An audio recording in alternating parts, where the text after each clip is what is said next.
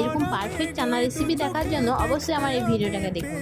তো ফার্স্ট এখানে আমি নিয়ে নিয়েছি আলু এবং চানাটাকে আমি রাত্রে ভিজিয়ে রেখে দিয়েছিলাম। এখানে আলুটাকে, চানাটাকে এবং দুটো তেজপাতা, লবণ আর হলুদ দিয়ে আমি দুটো সিটি দিয়ে সেদ্ধ করে নেব। এরপর কড়াইটাকে ভালো করে গরম করে আমি দিয়ে দেবো সর্ষের তেল, 1 চামচের মতো বাটারটা তোমরা নাও দিতে পারো। তারপর আমি এখানে দিয়ে দিয়েছি ফোড়নের মধ্যে গোটা জিরে, তেজপাতা, শুকনো লঙ্কা, তারপর দিচ্ছি রসুন কুচি, আদা কুচি, আর হ্যাঁ এখানে গোটা গরম মশলা আমি দিয়েছিলাম। তারপর দিচ্ছি পেঁয়াজ বাটাটাকে ভালো করে আমি ভেজে নেব। ভাজা হয়ে গেলে এক এক করে গুঁড়ো মশলা অ্যাড করব। হলুদ গুঁড়ো, লঙ্কার গুঁড়ো, জিরে গুঁড়ো, ধনে গুঁড়ো আর স্বাদ অনুযায়ী লবণ, কাশ্মীরি লঙ্কার গুঁড়ো অ্যাড করেছি। তারপর ভালো করে একটু জল দিয়ে মশলাটাকে ভালো করে কষিয়ে নিতে হবে।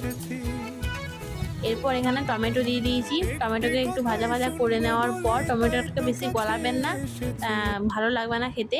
এরপর আমি চানাটাকে, সেদ্ধ চানা, আলু দিয়ে, চানা মশলা দিয়ে 2-3 মিনিটের মতো ভালোভাবে ফুটিয়ে নিয়েছি। তাহলেই কিন্তু আমাদের চানা রেডি হয়ে যাবে। আর এখানে একটা চেরা কাঁচা লঙ্কা দিয়েছি স্মেলটা ভালো আসার জন্য।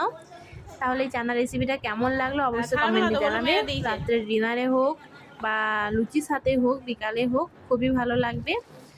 রেসিপিটা কেমন লাগলো অবশ্যই কমেন্টে জানাবে। ভালো লাগলে অবশ্যই একটা লাইক করে দেবে, চ্যানেলটাকে সাবস্ক্রাইব করে পাশে থাকবে। আর নতুন ভিডিও দেখার জন্য অবশ্যই নোটিফিকেশন অন করে রাখবে। টাটা।